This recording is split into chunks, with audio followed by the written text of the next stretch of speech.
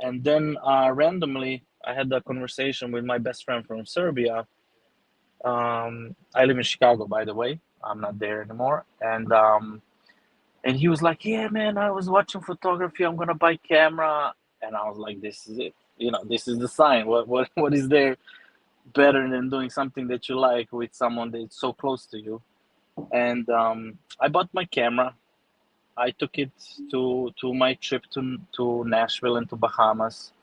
And then when I shared the photos that I took with close friends of mine, they were like, "Bro, you have to make an Instagram page, start posting, see how it goes, but you have to, take this more seriously. Don't do just like vacation and that random stuff that doesn't happen that often." So I made an Instagram page, and basically in 2023 I decided in 2022 I decided in next year, it was a new year resolution, I'm gonna go once a month, every month, no matter what is happening. So I can say that my photography journey started on January 2nd, 2023, around 4 or 5 a.m. in Chicago. And I advise everyone not to go in 4 or 5 a.m. in Chicago, even though it's downtown. It's like only policemen, medical stuff, and Mm. what I would like to describe demons. Yeah, Like, it sounds heavy energy. yeah, Yeah, at that time. Do you yeah. use your photography as a storytelling method? Like you, for example, you were saying 4 or 5 a.m. Are you looking for certain things, or does it kind of come to you with that expression? Well, this is something that I noticed later, because you know how we usually all think that everyone is same as us and thinks the same as we do. Classic human mistake. So until I started shooting with other photographers, until I started doing photo walks with other people, I was thinking that everyone goes out. So what I do, I have music that I play. Um, it's like a slower house, melodic house music, something like that. And then I just walk for 3, 4, 5 hours, depending on the mood. And then whatever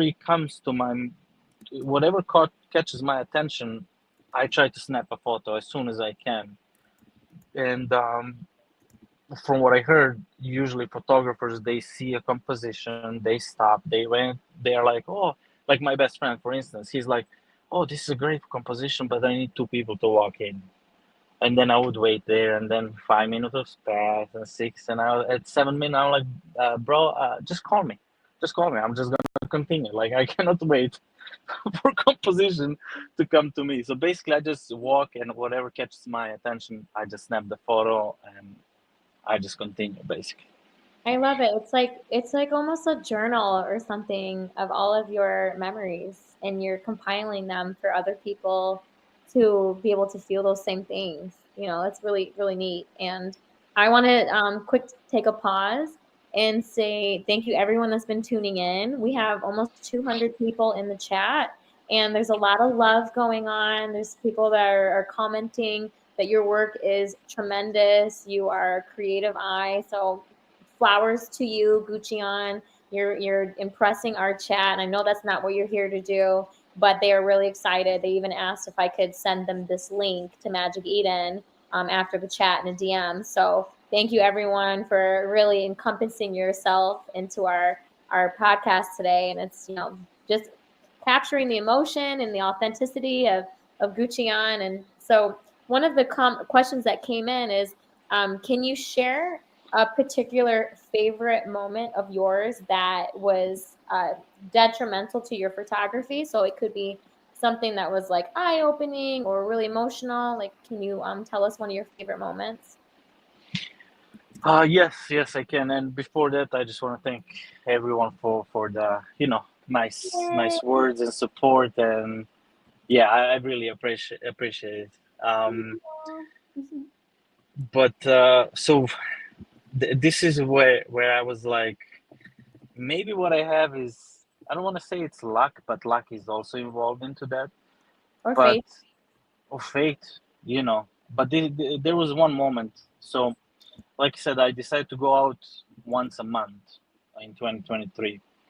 In March 2023, I took a photo of Chicago Theater from totally different spot, like across the bridge on the other side of the river, like totally unusual spot. I saw this bus going uphill, and then I saw a sign and I saw a sunshine, and the texture of the ground was like super, like how to say, like oily, like blackish and stuff.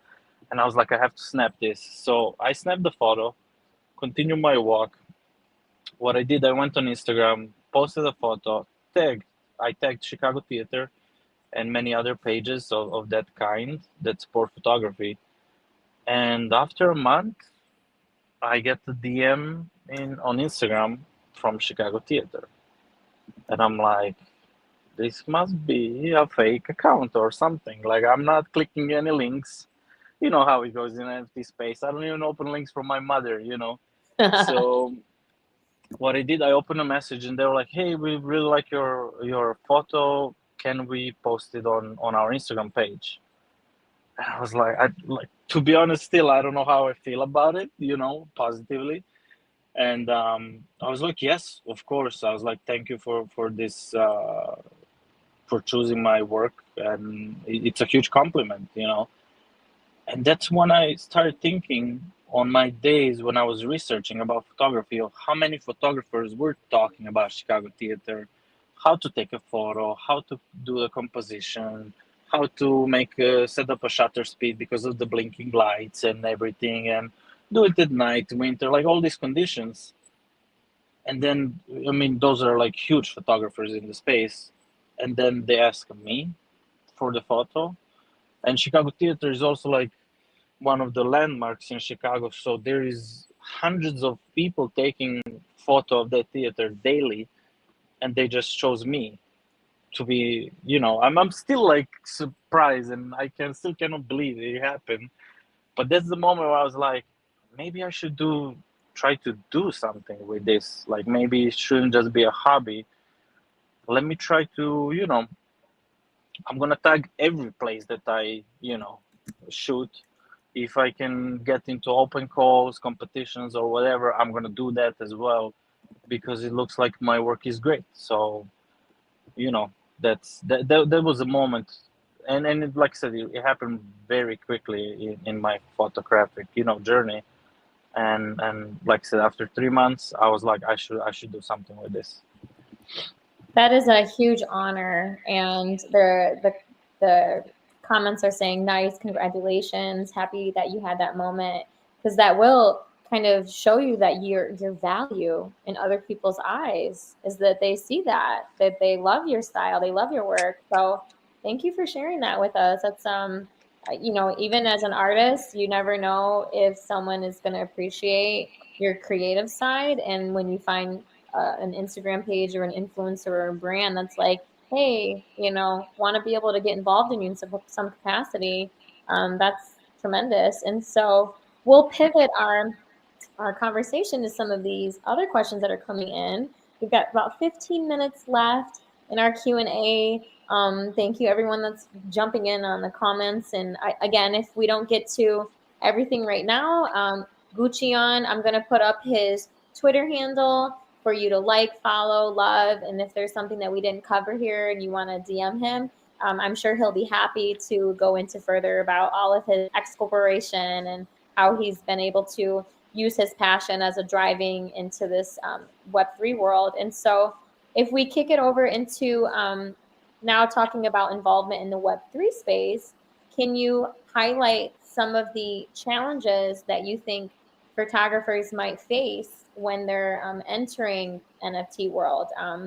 I could start us off here just by saying, with my collections, I think that one of the challenges is technology. And so finding the right launch pad for me is important that will be able to do all the things that I want to do. And that to me takes like time, energy, resources. And there's been some fumbling in that where I think I'm going to get something, but it actually doesn't turn out to be that way. Have you experienced any challenges like this, or what are some that you've faced and you've been able to conquer them? Well, when it comes to challenges as any type of artist in NFT space, it's finding a proper group that is going to support you. And because a lot of chains that are selling art and trading art, sometimes it can feel like, you know, certain people are helping certain people, let's say like that. So, but we don't have that on Ape Chain. And, that's where I was like, okay, this is somewhere where I can build and get like a real response from the community. It's not like in other chains. I don't even need to mention it, but like groups are already established. There's certain narratives and certain stuff that you have to do to sell, which my principles don't let me to do. So in here, it's a clean thing, So when I came in first to sell, to start selling on Ape Chain, I talked, and it was Chespi and Mr. Taylor Putin that gave me that first criticism that didn't feel good, because I came in excited. It's a new chain. I have great idea. I think my photography is good, and their criticism wasn't bad. I just felt it. But I told them like, hey, I have this photo. It's 11 editions of one photo, so 11 people are gonna have the same thing, and I was excited about it. And they're like, okay, let me see. And Chespe was like, bro, I like your work, but I don't want to share like, I think Taylor said like, I don't want to share like same photo that everyone else does. And then Chespi hopped in and he's like, bro, I just want this print. Like, what do you think if you drop a photo collection or something like that to one-on-ones and you include prints? And I was like, that's it. You know, I mean, it makes sense, because sometimes when you're creating something and you're coming to present it to someone, you have your own established ideas. You don't look at it from perspective of a collector. Like, of course, if I was collecting someone's art, I want their piece I want to put it on the wall, and that's also something that I included in 100 shots. For instance, 5 lucky people got selected, and they're gonna get their prints sent with my signature and a couple more little like things on the side. But it's like, it totally made sense for me, and that's why I say like, come to Ape Chain, talk with people, see what's the response, because they want you to succeed. And like I said, it wasn't a big challenge, but it's something that helped me make something good for the chain. Yeah, you definitely want to have. I always like to say that art is subjective, and it's good to welcome different emotions, because if you're getting a reaction from somebody, that's great. That means that they're taking a liking or a disliking to your art, and giving feedback and navigating different opinions is always a way to understand what the collectors want. And so you mentioned prints, which is super cool. Do you have other utility for your collectors, or is there anything that might be coming on the roadmap for 100 shots? Well, for right now, I just have prints, and I have white lists from time to time, depending on the project, and if I think the project is good. So, that's something for now. Maybe in the future, if I do something more, which I think I'm gonna do this year, they're all gonna get whitelisted for stuff like that. So, let's say there's more things coming in the future. More alpha coming. So you heard it first. There's some future here. I love it. Yep.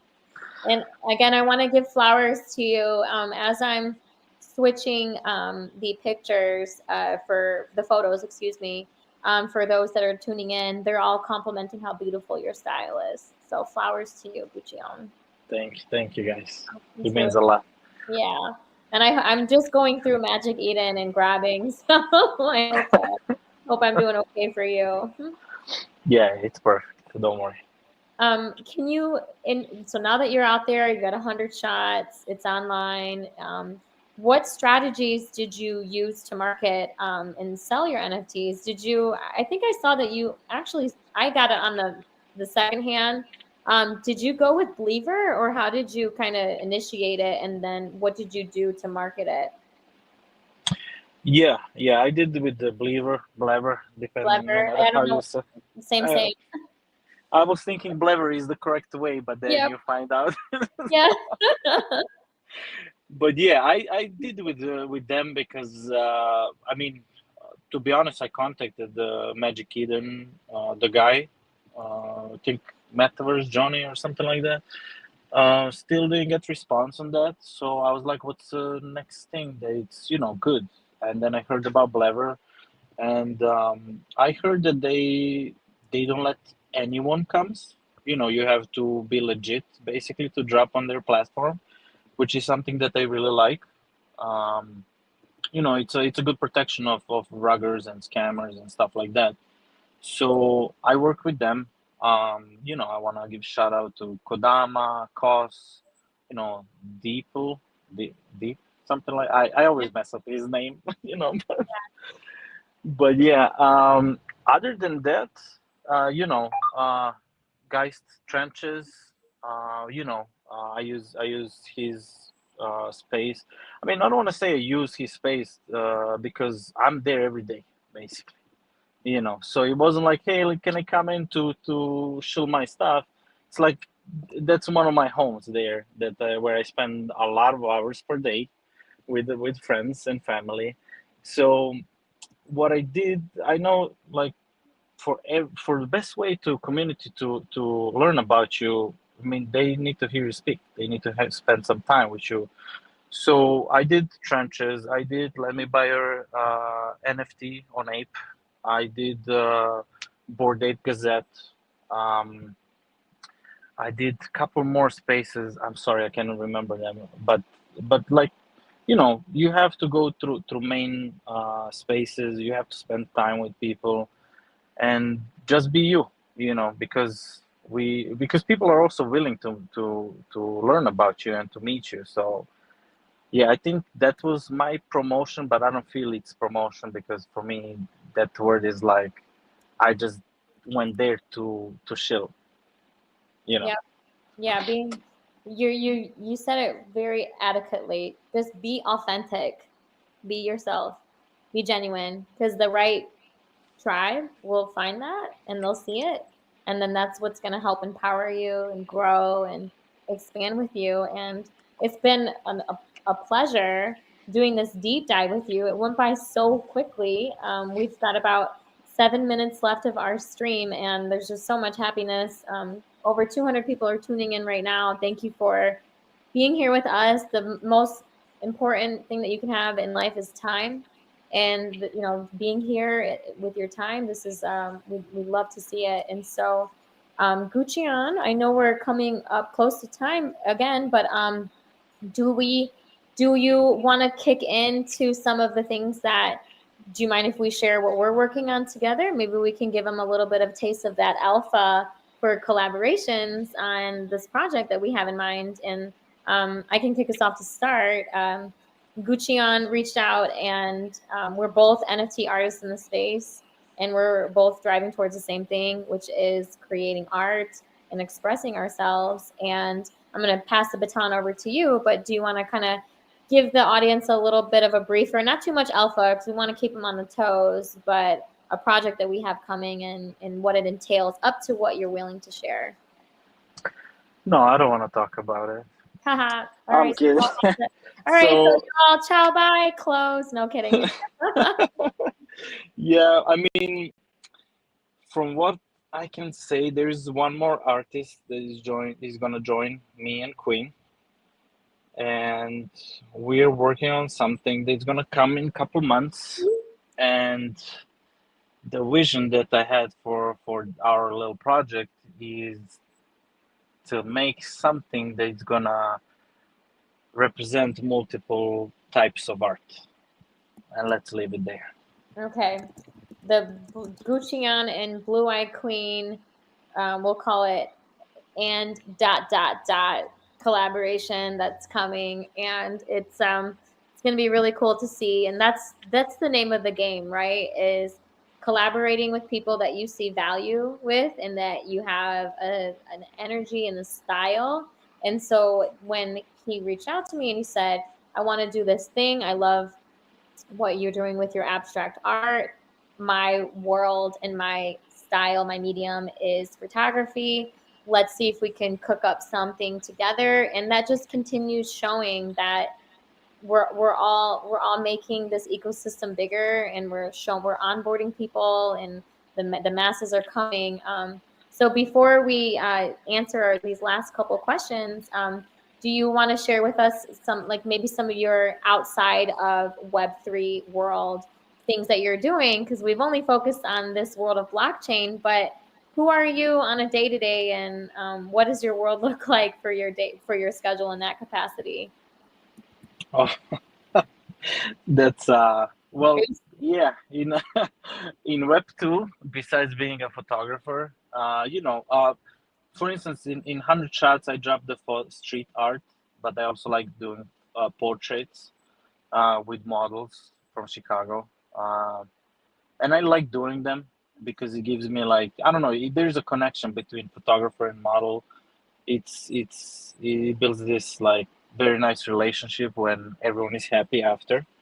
That's something that I do. And what could I say? I mean, I have a, I don't know if I should say what I do for work, but Whatever you're willing to share, if you want to share family or friends or anything, just to have another layer about who you are outside of Web3. yeah, yeah. I mean, I'm gonna tell like a short history of me in Chicago. It's basically, I'm born in Serbia, in Belgrade. I lived there for 25 years, and then I came to USA on a student program. Decided to stay. Made a family. I have a son. I have a stepson. I have a Beautiful. wife. I have. I'm working in trucking business. Started as a driver. Now I own company, and I really cannot complain. And also nothing is easy. I have so many holidays that I have to miss. I have so many hours that I have to work extra. Stuff like that. But I learned here that whatever you want to do, you have to go 100%. You have to push.